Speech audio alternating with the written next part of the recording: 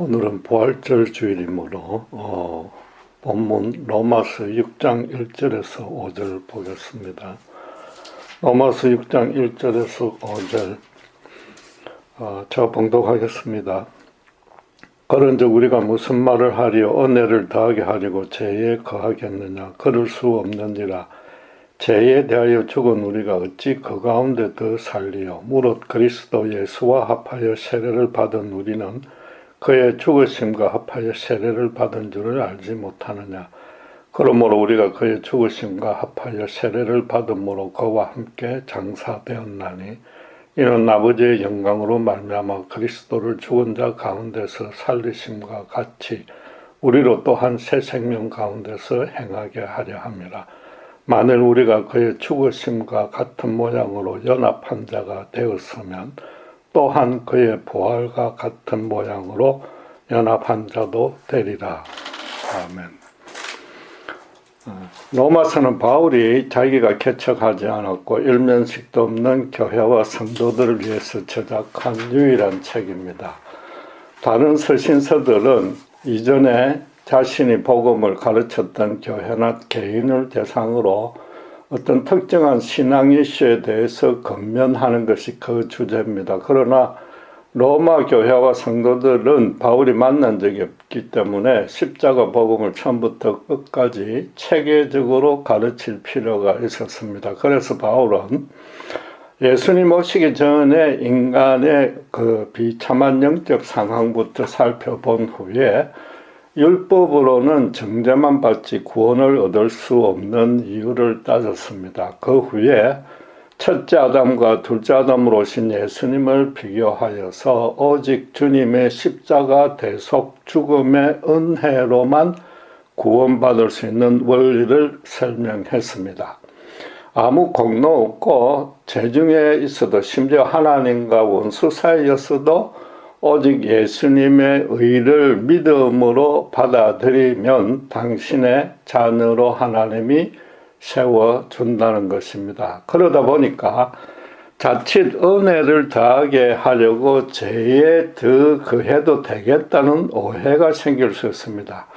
아무리 죄를 많이 지어도 십자가 공로만 의지하면 구원받을 수 있다고 하니까 세상 쾌락을 실컷 즐기며 죄를 짓다가 아무 때나 마음 내키면 믿어도 되지 않느냐는 그런 생각입니다. 지금도 불신자들에게 전도하다 보면 아직은 마음의 준비가 안 돼 있는데다가 교회 출석하면 술, 담배도 끊어야 되니까 나중에 천천히 믿겠다고 반응하는 것과 같습니다. 나아가서 믿은 후에도 어차피 구원은 보장되어 있으니까 죄에 대해서 크게 신경 쓸 필요 없다고 여기는 자들도 있는 겁니다. 바울은 1절에서 그래서 절대로 그럴 수 없다고 한마디로 부인합니다. 그 이유는 너무나 간단하고 지당합니다. 예수를 믿는다는 의미 자체가 죄에 대하여 죽은 것인데 어찌 다시 죄에 살 수 있겠느냐? 그럴 수는 없다는 겁니다. 구원이란 것은 현실 삶의 고통에서 건져주는 것이 아니라 지난 모든 죄를 예수님의 보혈로 깨끗이 씻어주고 사탄에 미혹됐던 영에 간섭하여 하나님을 믿고 따르게 해주는 겁니다. 죄에서 구원해 줬는데 어떻게 다시 죄로 돌아가서 지을 수 있겠습니까? 그런 생각은 구원을 무효화시키는 것이며 더 정확하게는 구원이 무엇인지도 모르기 때문에 구원 밖에 있는 겁니다. 이어서 구원의 의미를 예수님과 합하여 세례를 받은 것이라고 풀어서 설명했습니다. 우리가 세례받을 때 주님의 실체가 와 계신 것은 아닙니다. 세례 요한이 마태복음 13장 11절을 보면은 요단강에서 백성들로 죄를 회개하여서 메시아 오심을 대비하라고 물로 세례를 주면서 뭐라고 그랬죠? 내 뒤에 오시는 이는 불과 성령으로 세례를 주실 것이라고 선언했습니다. 예수님이 오시면 성령으로 간섭하여 새 사람으로 거듭나게 해서 구원해 주시는 반면에 또 끝까지 복음을 거부한 자는 불로 심판하신다는 것입니다. 따라서 예수님과 합하여 세례를 받았다는 것은 바로 성령으로 거듭나서 복음의 진리를 깨닫고 제3을 얻었다는 뜻입니다. 그리고 세례로 주님과 연합되는 데는 두 가지 의미가 있다고 풀어서 설명합니다. 신자의 옛사람이 먼저 예수님의 죽으심과 합하여 함께 장사되었다는 겁니다. 이 로마서를 지은 바울 자신부터 갈라디아서 2장 20절 전반에 보면은 내가 그리스도와 함께 십자가에 못 박혔나니 자신이 십자가에 죽었다고 고백했습니다. 바울의 경우에는 그 십자가에 사람을 못 박은 이유가 자신이 도덕적으로 부패했기 때문이 아닙니다. 스스로 율법으로는 흠이 없다고 자부했지만은 예수님을 알게 된 이후로는 그런 생각이 얼마나 교만하고 완악한 잘못임을 깨닫고 그걸 철저히 다 깨뜨렸다는 겁니다. 율법으로 흠이 없다는 것은 남들보다 영적으로 우월하다는 자랑을 넘어서 스스로 얼마든지 하나님의 의를 만족시킬 자신이 있고 실제로 그렇게 하고 있다는 겁니다. 필연적으로 바울은 그렇지 못하는 자를 무시하고 천대 핍박했던 겁니다. 말하자면 그는 착한 사람이라야만 천국을 갈 수 있다는 행위 구원론을 믿은 것으로 일반 종교와 모든 일반인들의 생각과 같았던 겁니다. 그는 여호와 하나님을 스스로는 남들보다 더 열심히 믿고 따르고 있다고 했지만은 사실은 구원의 진리를 전혀 몰랐기 때문에 오히려 영적으로 우월하다고 생각한 것은 너무나 큰 착각이었습니다. 실제로는 하나님의 반대편에서 그분을 가장 크게 대적했던 겁니다. 예수님이 공생애 중에 직접 대놓고 저주하며 야단친 사람은 바울 같은 바리새인들, 종교 지도자들 뿐이었습니다. 수제자 베드로마저도 당신의 십자가 죽음을 말리려 하자 사탄아 물러가라고 꾸중했지 않습니까? 바울처럼 이런 영적인 오류를 하는 것 외에도 믿음의 여부와 상관없이 모든 사람이 반드시 죽여야 할 더 중요한 애자가 있습니다. 그것은 바로 이 땅이 전부라고 믿고 현실 형통만을 바라며 스스로 노력했던 이전의 모든 그런 생각, 가치관들입니다.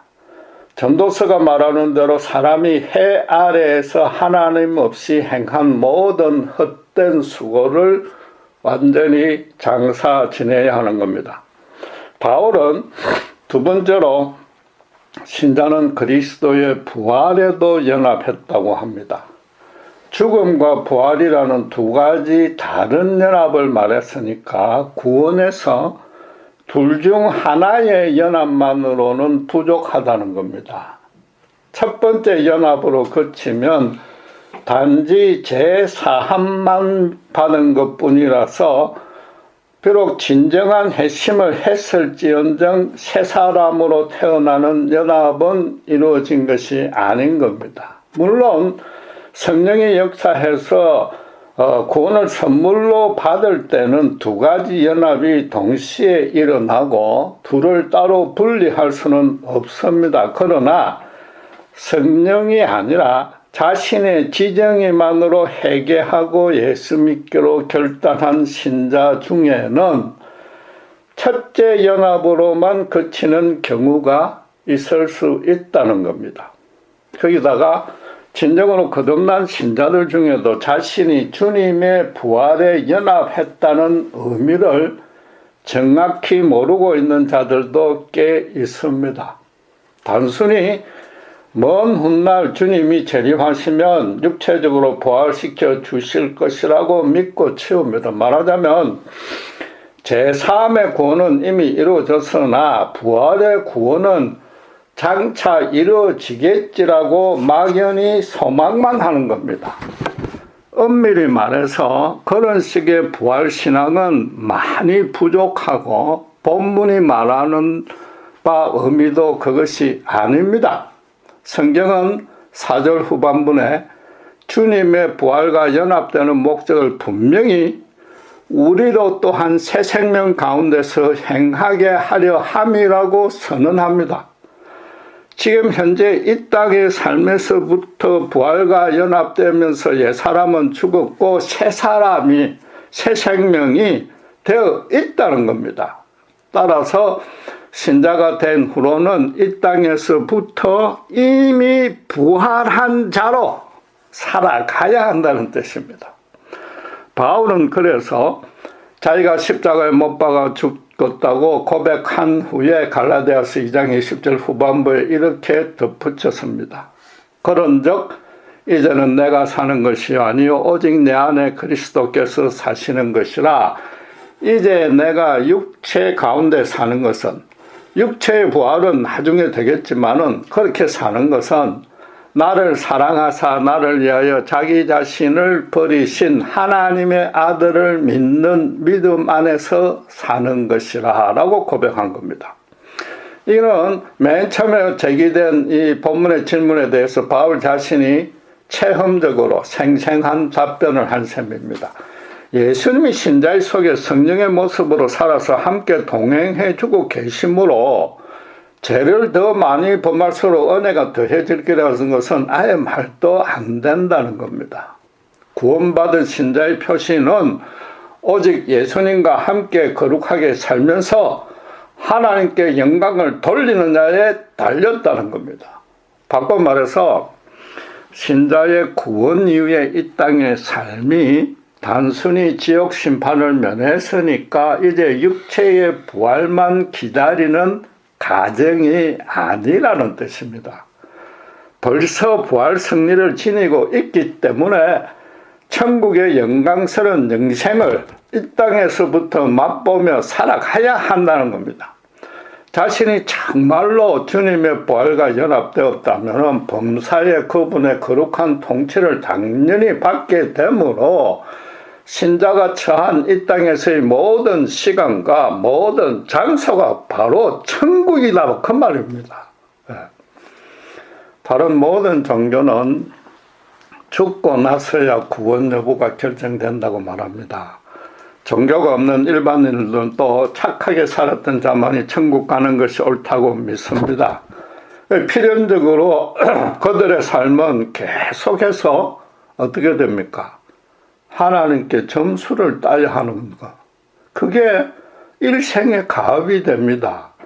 그러니까 어느 누구도 평생토록 자신의 구원에 대해서 전혀 자신이 없습니다. 정말로 자기들 믿음대로 일상적인 삶에서 항상 선을 행한다면 그 문제 삼을 건 없는 겁니다. 그러나 막상 너희가 정말로 착하게 살고 있느냐 물으면 아무도 예스라고 대답 못할 것이고, 그렇게 살 수 있겠느냐고 물어봐도 묵묵부답할 겁니다. 말로는 행위구원이 옳다고 주장하면서도 이 땅에서의 현실적 형통에만 모든 관심을 쏟으니까 착하게 사는 일에는 정작 관심이 없고 오히려 거꾸로 죄만 쌓고 있는 겁니다. 불신자들의 삶이 끝까지 허망하고 갈급한 이유가 신자들보다 욕심과 죄악이 훨씬 많기 때문에 결코 아닌 겁니다. 스스로도 이처럼 자신이 없고 행할 수 없는 구원의 길을 따라감으로써 이 땅에서 정말로 의미 있는 결실을 맺지 못하기 때문입니다. 물론 인간 사회와 다른 이들에게 유익한 일은 할 수 있고 또 하고 있지만은 자신부터 어디서 와서 어디로 가고 있는지 전혀 알지 못하는 고아인 겁니다. 그러니까 당대 최고의 의인 니고데모마저 구원의 길을 물어보려고 밤중에 몰래 예수님을 찾아왔지 않습니까? 간혹 신자들 중에도 하나님의 구원을 받았다고 함부로 말해서는 안 되고 아무도 알 수 없다고 주장하는 자들이 있습니다.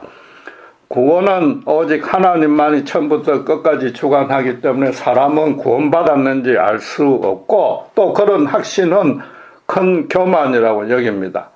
아주 어렵고 겸손해 보이나 십자가 복음을 정확히 모르고 있다는 반증입니다. 어쩌면 예수님과 합하여 제3과 부활의 두 가지 세례를 함께 다 받지 못했을 수 있습니다. 자력으로 구원받는 행위 구원의 경우는 자신이 과연 얼마까지 선해야 하는지 그 기준조차도 없습니다. 거기다가 모든 이의 영적 실상은 선을 행하는 것보다 죄를 범하는 일에 훨씬 익숙하니까 평생을 가도 확신을 갖지 못하는 겁니다. 그러나 기독교만은 그런 자력 구원이 아니고 하나님께 선물로 받은 구원인데 바로 그 사실 때문에 이 땅에 살아있는 동안에 확신이 가능한 겁니다. 간단히 말해서 구원의 선물을 받은 자라면 그 사실을 모를 리가 없지 않느냐는 겁니다. 실제로 성령으로 거듭나면 주님을 깊이 사랑하게 되고 이전 삶을 청산하고서 이제부터 그분 뜻대로 살겠다고 스스로 결심하고 실천하게 되는데 구원을 확신하지 못한다면 그게 오히려 이상한 겁니다. 바울과 베드로, 야고보 같은 사도와 스데판 같은 집사는 물론이고 초대교회 그 많은 신자들이 부활의 확신 없이는 절대로 그렇게 기꺼이 순교당할 수는 없습니다. 부활의 확신을 가졌다는 것은 그 전에 구원의 확신은 당연히 가졌다는 뜻입니다. 그러니까 바울은 빌립보서 1장 23절 24절에 지금 당장이라도 천국에 가서 주님과 함께 있는 것이 훨씬 더 좋지만은 맡은 소명을 실천하기 위해서 이 땅에 계속 남아 있다고 선언했습니다. 예수님의 십자가 죽음과 부활은 이미 일어난 역사적 사실입니다. 교리적으로는 그 사건의 의미를 진심으로 믿으면 구원이 됩니다. 그러나 교리를 말 그대로 교리로만 받아들여서는 구원의 확신이 생기지 않습니다. 교리라는 것은 누구에게나 적용되는 진리를 또 쉽게 가르쳐야 되니까 객관적으로 간략하게 진술할 수밖에 없습니다. 그러나 하나님이 택한 자에게는 실제로 성령이 간섭해 주셔서 옛사람이 죽고 새사람으로 거듭나게 해 주십니다. 그런 개인적인 체험을 통해서 십자가 복음이 주관적 진리로 자기 심령에 각인되니까 구원을 확신할 수 있는 겁니다. 예수님이 니고데모에게 성령의 역사는 바람이 부는 것처럼 알 수 없다고 말했습니다. 바람이 부는 이유나 무슨 방향이나 색이나 그 과정은 구체적으로 알 수 없으나 바람이 불고 지나간 자리는 알 수 있습니다. 마찬가지로 성령이 역사하여 한 죄인의 내면에 쌓인 사탄의 견고한 진이 무너지는 과정은 본인의 지정의로 인지할 수는 없습니다. 그러나 성령이 역사한 후에는 주님이 나를 이전과 다른 새 사람으로 바꿔주었다는 사실만은 결코 부인할 수 없게 되는 겁니다. 이해하기 쉽게 제가 자주 드는 간증을 다시 하나 말씀드리겠습니다. 저는 예수님을 알기 전에는 오직 나밖에 몰랐던 최고로 교만했고 이기적인 사람이었습니다. 교회 출석하여서 십자가 은혜가 절감되면서 나와 아무 이해 타산 관계가 없는 불신자를 봐도 너무나 불쌍한 마음이 들었습니다. 그에게도 성령이 역사해서 저에게 베푼 것과 통일한 은혜를 주셔서 그리스도를 알고 믿게 해달라고 눈물을 흘리며 기도했습니다. 이전에는 이건 상상도 못했던 일이라서 제가 그러는 모습에 제 스스로 너무 놀라고 신기했습니다. 그 일은 제가 의도하고 노력해서 생긴 변화가 전혀 아니었습니다. 하나님이 나를 택해서 긍휼을 베풀어 주셨던 겁니다. 그리고 그 후로는 오직 주님의 뜻을 실현하며 살기로 결심하여서 지금껏 헌신하고 있습니다. 물론 수시로 넘어지고 뒤로 후퇴하기도 하고 또 걸어가는 속도도 더디지만은 십자가로 향하는 방향은 한 번도 바뀐 적이 없고 후회해 본 적도 없습니다. 저는 어느 누구 앞에서도 그래서 감히 구원받았다고 말할 수 있습니다. 구원 여부를 현재 시점에 자신의 거룩한 행위나 어떤 영적인 상태, 마음의 상태로 판단해서는 어느 누구도 확신할 수 없습니다. 대신에 내가 걸어가는 인생의 목적과 방향이 예수님 쪽으로 완전히 전환되었고 그 후로 아무런 변화가 없느냐로 판단하셔야 되는 겁니다. 여러분, 예수님의 십자가 죽음과 부활 사건 기사에서 흔히들 간과하는 아주 흥미로운 사실이 하나 있습니다. 당신께서 부활하신 모습을 일반인이나 유대 대중이 아니고 오직 당신의 제자들에게만 보여주었다는 겁니다. 고린도전서 15장 6절에 단번에 500명에게 나타났다고 했지만 그때도 동료 성도라는 의미로 분명히 형제라고 표현했습니다. 주님의 부활을 제자들만 하긴 했다면 아무래도 후대 성경 독자들이 그들이 지어낸 이야기라고 의심을 살 수 있고 실제로 또 그렇게 되었습니다. 그런데도 그렇게 하신 이유도 아주 간단합니다. 예수님은 구태여 당신과 당신의 부활을 증명하려고 애쓸 필요가 전혀 없기 때문입니다. 당신에 대한 믿음을 어느 누구에게도 강요하거나 구걸하지 않았습니다. 요한복음 6장 37절에 아버지께서 내게 주시는 자는 다 내게로 올 것이요 내게 오는 자는 내가 결코 내쫓지 아니하리라고 선언했습니다. 당신께서 구원해 줄 자는 당신께서 반드시 구원해 주시길 것이기 때문에 구태여 증명할 필요가 없단 말입니다. 예수님은 제자들에게 성경을 저작하라고 지시한 적도 한 번도 없는 겁니다.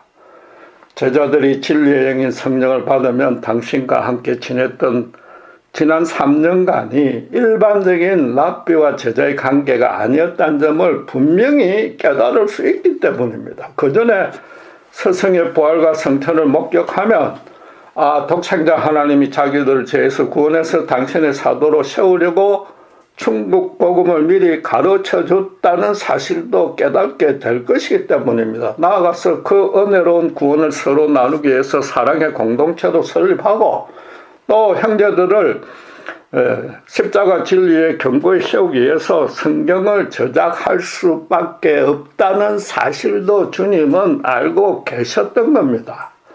주님은 스스로 하나님의 아들이라고 선언하며 당신을 믿지 않고는 영원히 멸망한다고 선언했습니다.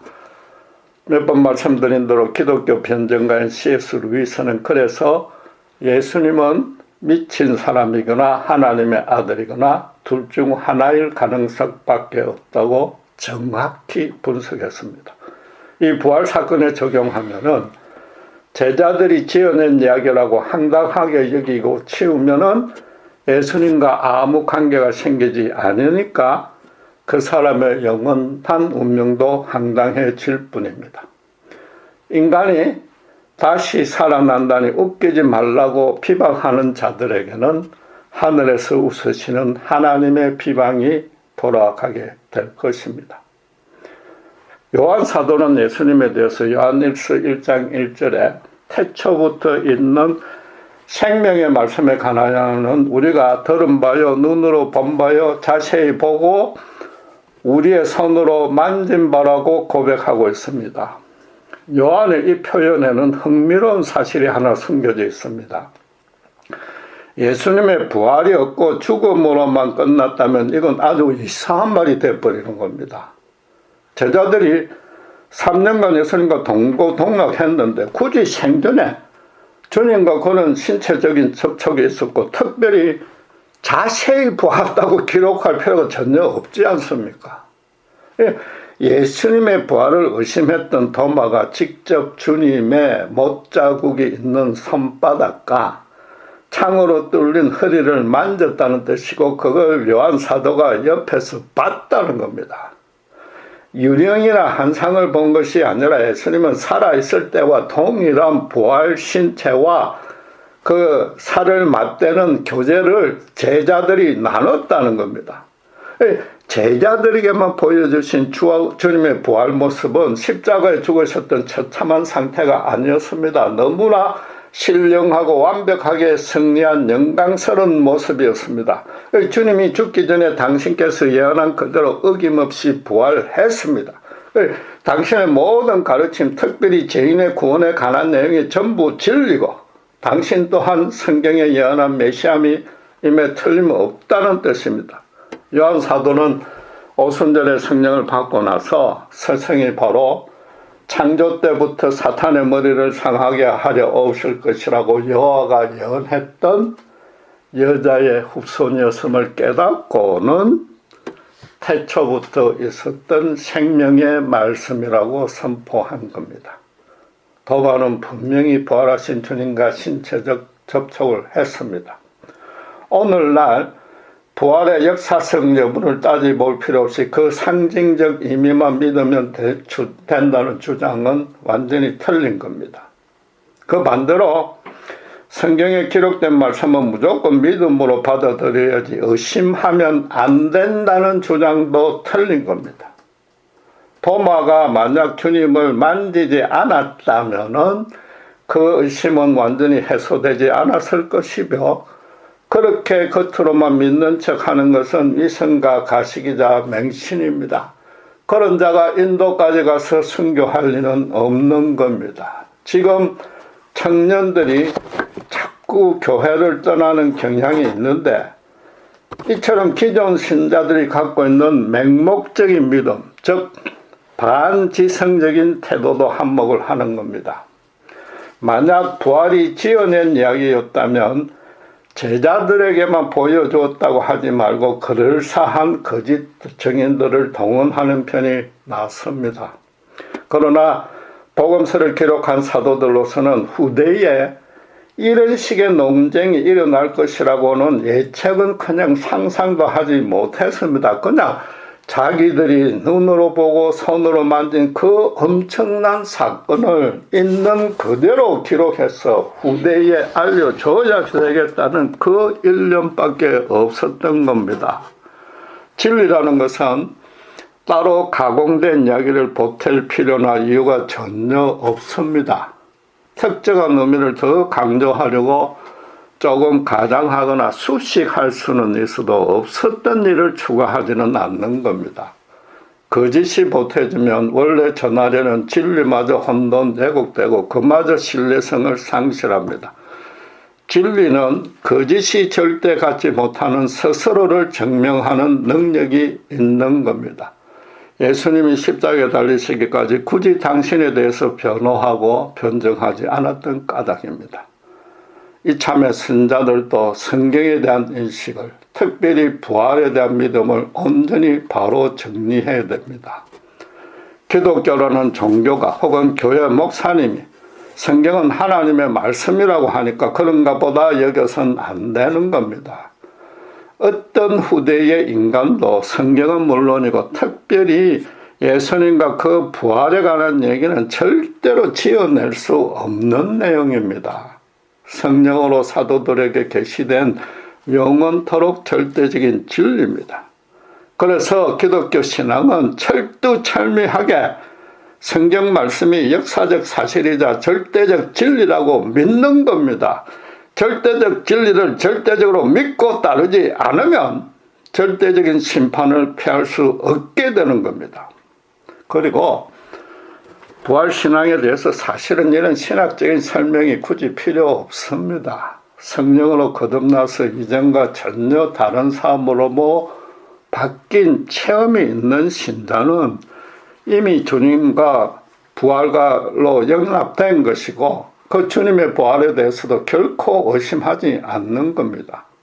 본문이 말하는 바도 그래서 신자가 증거하고 살아가야 될 이 땅의 삶은 예수님의 무덤보다는 부활이어야 한다는 뜻입니다. 그리고 그 이유도 간단합니다. 예수님의 죽음과 합하는 것은 주님을 믿어서 구원받을 때에 이미 일어난 일입니다. 반면에 부활과 연합하는 것은 거듭난 이후에 영생을 이미 확보한 자답게 계속해서 살아가는 것이기 때문입니다.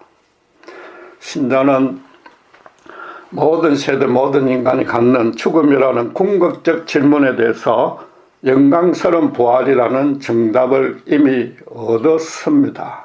여러분, 이 사실 하나가 얼마나 엄청난 은혜요 권능인지 모릅니다. 하나님이 내 편이시오. 당신의 독생자를 나를 위해서 내어주셨기에, 또 그리고 우리에게 부활의 영광을 주셨기에, 하늘에 신령한, 이 땅에 있는 것과는 다른 하늘에 신령한 모든 좋은 것으로 우리에게 채워주십니다. 예수님과 이미 연합되어 있기 때문에 이 땅의 삶에서도 신자를 해방할 것은 단 하나도 없습니다. 사람과 세상과 사탄을 두려워할 근거도 없고 당당히 맞서서 싸우지 못할 이유도 없습니다. 어떤 문제와 고난이 닥쳐도 육신이 일시적으로 불편하고 고통스러울지라도 그 영혼은 평강과 자유를 유지할 수 있어야 되는 겁니다. 이 땅에서 살아가는 끝날까지 또 딴 것까지 가더라도 이 어둡고 썩어가는 세상의 소금과 빛의 역할을 하면서 십자가 복음을 모든 이에게 어떤 방식으로든 전해야 하는 겁니다. 그런데 유감스럽게도 줄기차게 예수님의 죽음만 증거하고 있는 신자들이 꽤 있습니다. 십자가의 죽음과 연합된 상태에 그냥 계속 머무는 겁니다. 구원 후에도 죄의 본성이 여전히 생생하게 살아있는 연약한 모습이라는 점만 자꾸 너무 강조합니다. 모든 신앙적인 이슈를 인간의 근본적인 악한 그 본성의 차원으로만 접근합니다. 그래서 언제 어디서나 예수님의 십자가로 돌아와서 회개하고 그분의 무한한 긍휼만 바라보라고 합니다. 그렇게 십자가 죽음과 연합하는 것만 자꾸 강조하다 보니까 신자가 아무리 선하게 살려고 노력해도 불가능하고, 심지어 성화를 스스로 이루어 나가려는 수고도 할 필요가 없다고까지 말합니다. 기존 교회와 성도들이 근본적으로 예수를 닮을 수 없는데도 헛수고를 하고 있다고, 또 그렇게 잘못 가르치고 있다는 겁니다. 그 결과 집에서 혼자서만 성경을 통해서 예수님 하고 그만 은혜만 눈물 흘리면서 감사하고 그 구원의 진리만 줄곧 연구하는 겁니다. 자신의 너무나 가난한 영적 상태를 겸손히 인정하는 그 선한 마음은 이해가 됩니다. 신자의 본성이 여전히 너무 가난하고 비참해서 일생 동안 주님의 자비를 구해야 하는 것도 분명한 진리입니다. 그러나 신앙이 그것으로 그치면은 본문으로 따지면 죄에 더 거하지 않으려다가 하나님이 주시는 새 생명의 은혜는 누리지 못하는 셈입니다. 바울이 로마 교인들에게 십자가 복음을 다 설명한 후에 신자의 신분과 자세를 8장의 서두에서 어떻게 설명했습니까? 로마서 8장 1절 4절 제가 대신 봉독해 보겠습니다. 그러므로 이제 그리스도 예수 안에 있는 자에게는 결코 정죄함이 없나니 이는 그리스도 예수 안에 있는 생명의 성령의 법이 죄와 사망의 법에서 너를 해방하였습니다. 율법이 육신으로 말미암아 연약하여 할 수 없는 그것을 하나님은 하시나니 곧 죄로 말미암아 자기 아들을 죄 있는 육신의 모양으로 보내어 육신의 죄를 정하사 육신을 따르지 않고 그 영을 따라 행하는 우리에게 율법의 요구가 이루어지게 하려 하심이니라. 자세히 설명할 여유는 없기 때문에 간단히 말하면 신자는 주님의 부활과 연합되어 더 이상 정죄함이 없으니까 성령의 인도를 구해서 따르면 율법의 요구도 이루어지게 해 주신다고 합니다. 예수님이 실제로 그렇게 살았고 당시 랍비의 교육 방식에 따라 제자들도 당신과 똑같이 생각하고 똑같이 말하고 똑같이 행동하려고 노력을 했습니다. 물론 주님 생전에는 제대로 흉내도 못 냈지만은 오순절 성령 강림 이후에는 비록 때로 넘어지긴 했어도 십자가에 죽기까지 끝까지 방향을 바꾸지 않냐고 주님을 따라가는 삶을 살았습니다. 오늘날도 신자 안에 내주하신 성령님이 저는 죄인이라는 고백만 하면서 계속 주저앉아 있도록 놓아두지 않습니다. 거듭난 신자에게 가장 먼저 일어나는 변화는 예수님의 마음이, 예수님의 심정이 그 심정에 충만하게 심어지는 겁니다. 그래서 주위 불신자들을 보면 저절로 안타까움이 마음이 들고 어떻게든 십자가 구원으로 초대하고 싶어집니다. 신임 알고 기도하면서 성령의 법을 따르면 예수님처럼 교회 안은 물론이고 밖에 사람들도 전혀 차별하지 않고 진심으로 사랑할 수 있고 능동적으로 섬기게 되는 겁니다. 오늘 부활절을 맞아서 우리 모두 자신에게 던질 질문은 이것입니다. 내 안에 정말로 그리스도가 대신 살고 있고 또 그래서 내가 정말로 나를 대신해 죽으신 그분만을 위해서 살고 있는지 물어보시기 바랍니다. 지금 당장 죽어도 천국 보좌 앞에서 눈을 뜰 수 있는 길은 죽음에서 부활하신 예수님과 연합하는 길뿐이라는 그런 진리를 초대교회 신자들처럼 자신의 삶으로 입증하고 있는지 따져보라는 겁니다. 기도하겠습니다. 하나님 아버지, 오늘 감사합니다. 우리에게 제3의 은혜뿐만 아니라 주님의 부활과 연합하는 은혜를 주신 예수님께 이 시간 찬양과 감사와 경배를 돌려드립니다. 단순히 먼 훗날 육신의 부활만을 막연히 소망하는 것이 아니라 이미 부활 승리를 입은 자로서 이 땅에서 하늘의 영생을 증거하며 살아야 될 줄 믿습니다. 비록 여전히 죄의 본성이 살아서 주님의 긍휼만을 우리를 바로 세울 수 있지만은 주님을 따라가고자 하는 그 인생의 방향은 흔들림 없이 어떤 고난과 핍박이 닥칠지라도 초대교회 신자들처럼 끝까지 쫓아가는 우리가 되게 하셔서 정말로 주님이 주신 부활의 영광을 한 사람도 놓치지 않도록 곳곳에서 예배드리는 모든 신자들 위해 주님 성령으로 임하시고 그런 축복을 허락하여 주시옵소서. 감사합니다. 우리 주 예수 그리스도 이름으로 기도드렸습니다.